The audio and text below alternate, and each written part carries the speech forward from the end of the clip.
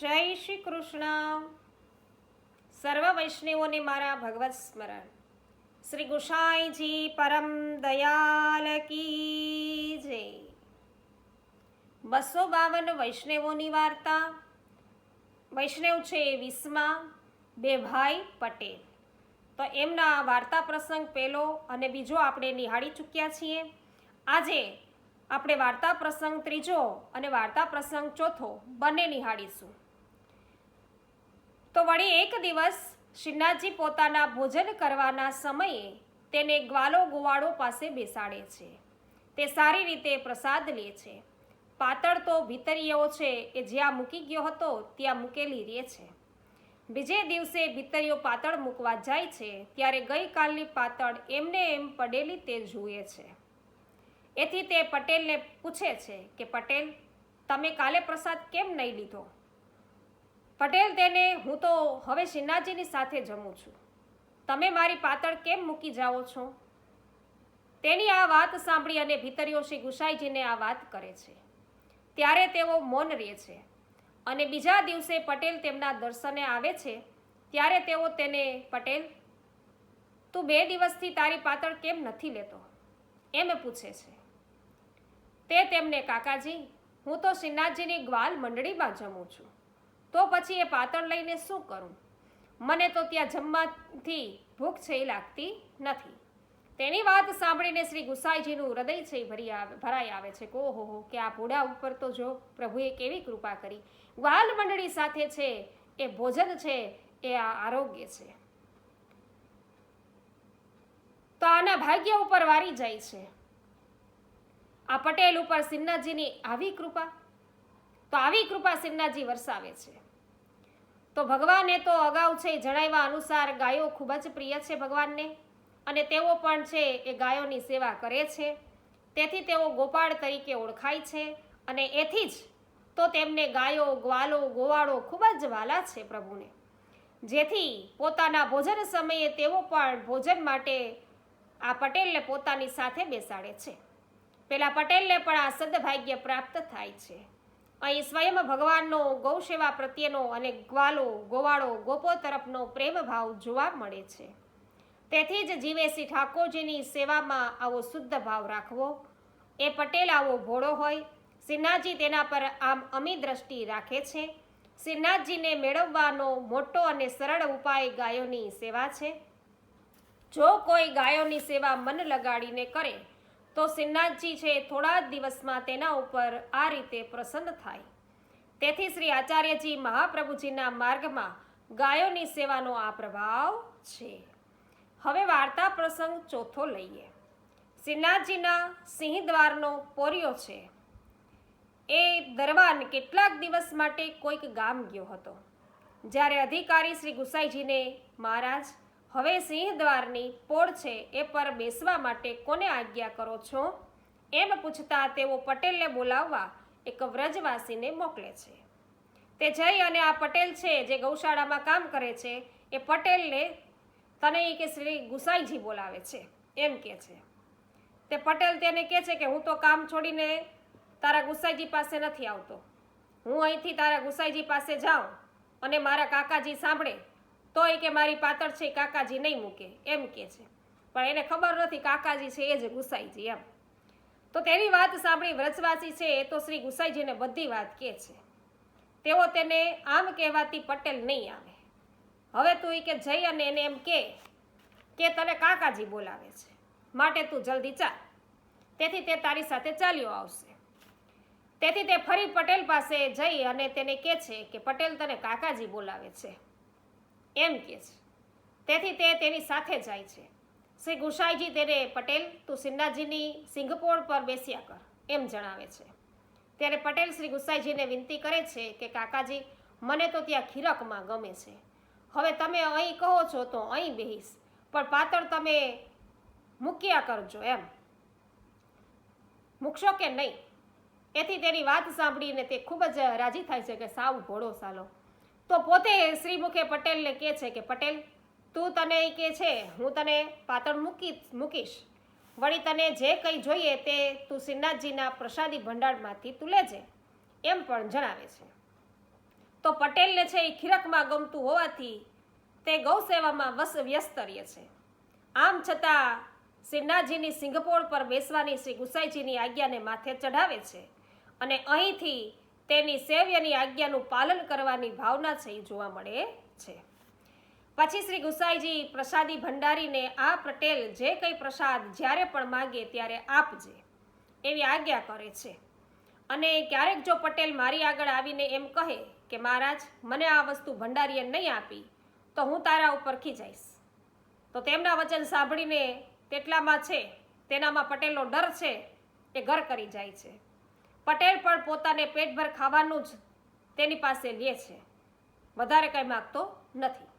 તે સિંગપોળની રખેવાળી સારી રીતે કરે છે અને બપોરે તો શ્રી ગુસાઈજી એની પાતળ પોતાની પાતળ સાથે મોકલાવે છે.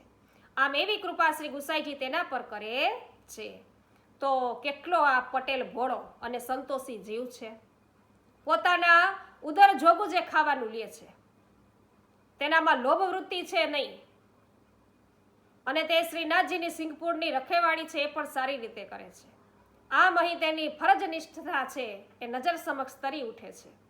વળી તેના ભોજનની ચિંતા શ્રી ગુસાઈજીને છે, તેથી તેઓ પ્રસાદી છે એ ભંડારીને પટેલ જે કંઈ જ્યારે પણ ચીજ માગે ત્યારે તેને આપવાની આજ્ઞા કરે છે. આમ અહીં સેવ્યને સેવકની ચિંતા છે એ વાત છતી થાય છે. પછી એક દિવસ શ્રી ગુસાઈજી શ્રીનાથજીને પોઢાવીને પોતાની બેઠકમાં જઈને પોઢે છે. પછી શ્રીનાથજી મધરાત્રે શ્રી સ્વામિનીજીની પાછળ વ્રજભક્તોના જૂથ સાથે પધારે છે. ત્યારે નુપુર, અનવટ, બિછિયા પાયલ અને કટી સૂત્રના રણકાર સાથે પધારે છે. અને આ ઘરેણાનો રણકાર સાંભળી અને પટેલ તો જાગી જાય છે.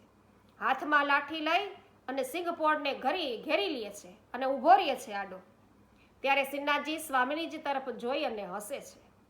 એ પછી તેઓ પટેલ પાસે પધારીને તેને પટેલ તું અમને જવા દે એમ કહે છે. તે શ્રીનાથજીને મહારાજ તમે કઈ ઘેલા થયા છો? તે આટલી રાત વીતીએ વનમાં બાયડીઓ સાથે ઘરેણા લુગડા પહેરી અને આમ પધારો છો, અને આટલા ઘરેણામાંથી કાંઈક પડી જાય તો અમે કાકાજીને પછી શું જવાબ દઈ? અમને કાકાજી ખીજાય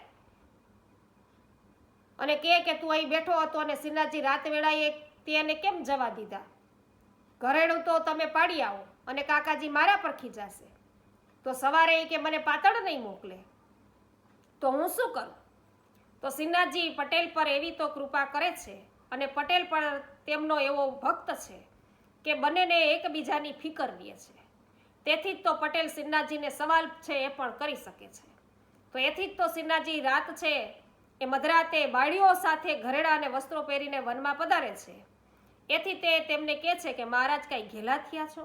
આમ મધરાતે આ રીતે કંઈ વનમાં પધારો છો અને એકાદ ઘરેણું પડી જાય તો કાકાજી છે એ મને ખીજાય ને સવારે મારી પાતળે નહીં મોકલે તો હું શું કરું? એવો પ્રશ્ન કરે છે.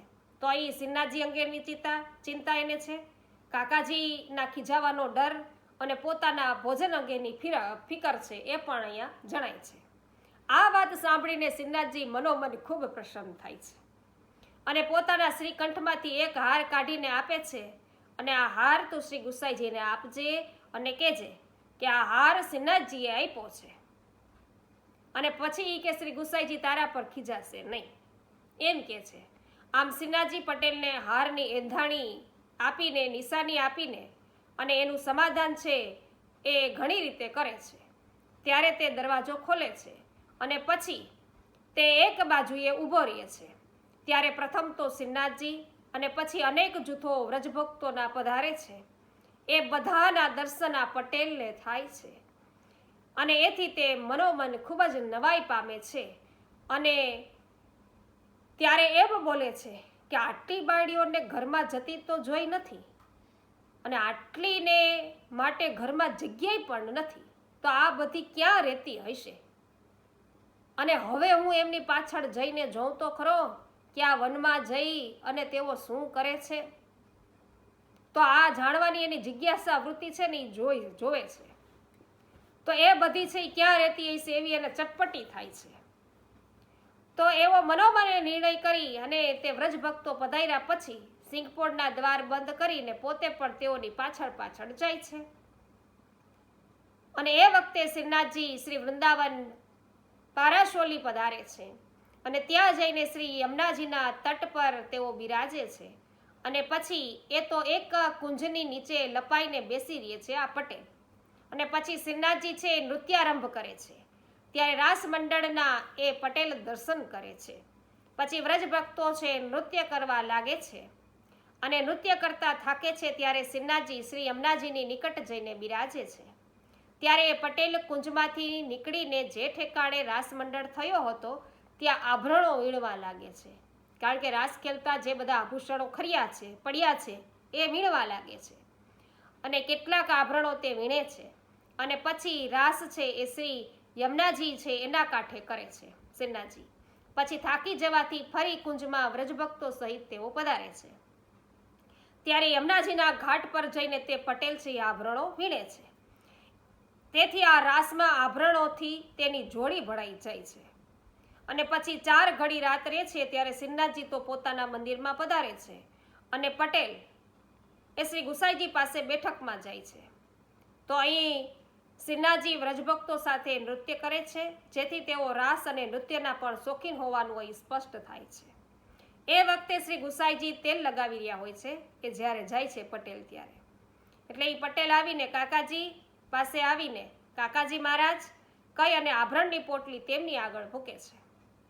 અને શરૂઆતથી માંડી અને શ્રીનાથજી મંદિરમાં પધારે છે ત્યાં સુધીની બધી વાત તેમને કહે છે. તો તેમને જુઓ આટલા બધા ઘરેડા શ્રીનાથજી કે ત્યાં પાડી આવ્યા હતા અને એ નમ્રતાપૂર્વક કહીને હું નહીં જતે તો કોણ લાવત તે કે. અને આટલી ચીજો જ્યારે મંદિરમાં ઘટે તો તમે કે મને પ્રશ્ન કરતે ને, તો હું જાણતો નહીં હોવાથી શું જવાબ આપતે? ત્યારે તમે મારા પર ખીજાય અને પાતળ નહીં મૂકો તો હું શું કરતે? એવી દલીલ છે વિનમ્ર ભાવે શ્રી ગુસાઈજી સમક્ષ કરે છે. એથી તેઓ એમની વાત સાંભળીને ખૂબ જ રાજી થાય છે. પછી પટેલ એમ કહે છે કે કાકાજી મહારાજ કહી અને પુનઃ સિંહપોળ આવીને બેસે છે અને એના પર શ્રીનાથજી એ રીતે કૃપા કરતા રહે છે. તો પટેલની દલીલ છે ને તો એટલી સચોટ હોય છે, શ્રી ગુસાઈજી પણ એને પણ વ્યાજબી લાગે છે આ દલીલો અને તેઓ સ્વીકારે પણ છે. આમ પટેલ સીધો સાદો ભોળો હોવા છતાં તેનામાં તર્ક શક્તિ છે અને તે સબળ અને સચોટ દલીલ કરી શકે છે એમ પણ અહીંયા દર્શાવાયું છે. આમ શ્રીનાથજી અને શ્રી ગુસાઈજીની બંનેની કૃપા દ્રષ્ટિ પ્રાપ્ત થઈ હોવાનું પણ અહીં સૂચવાયું છે. જો કેમ કે કુમારિકાના જૂથની સખી છે તેથી એને દર્શન આપે છે. પછી શ્રી ગુસાઈજી સ્નાન કરીને પર્વત પર શ્રીનાથજીના મંદિરમાં પધારીને શંખનાદ કરી અને શ્રીનાથજીને જગાવે છે. ત્યારે શ્રીનાથજી શ્રી ગુસાઈજીને હસીને સારો પોર્યો રાખ્યો છે એમ કહે છે. ત્યારે શ્રી ગુસાઈજી શ્રીનાથજીને આપ પણ તેના પર ભલી કૃપા કરો છો. આમ બને છે એ પરસ્પર હસીને ગુસાઈજી અને શ્રીનાથજી બંને પરસ્પર હસી અને પછી મૌન થઈ જાય છે. પછી મંગળા ભોગ ધરીને શ્રી ગુસાઈજી છે સિંહદ્વાર પર આવે છે. તેઓ સ્વયં પટેલને આજ પછી તું શ્રીનાથજીને ક્યારેય રોકતો નહીં અને ક્યારેય પણ તું સાથે જતોય નહીં. શ્રીનાથજી જ્યાં પધારે ત્યાં પધારવા દે છે અને તારા છે પર અમે ખીજાશું નહીં અને આજથી સિંહપોળનું એક કમાડ તું ખુલ્લું રાખજે એવી આજ્ઞા તેને કરે છે. કેમ કે શ્રીનાથજીને પધારવામાં શ્રમ નહીં થાય એ માટે સિંહપોળના બંને દ્વાર ક્યારેય પણ બંધ ના થાય એવી પ્રથા પડે છે. તો શ્રી ગુસાઈજીના વચન સાંભળીને પટેલ તેમને દંડવત કરીને ભલે કહી અને બેસી રહ્યા છે.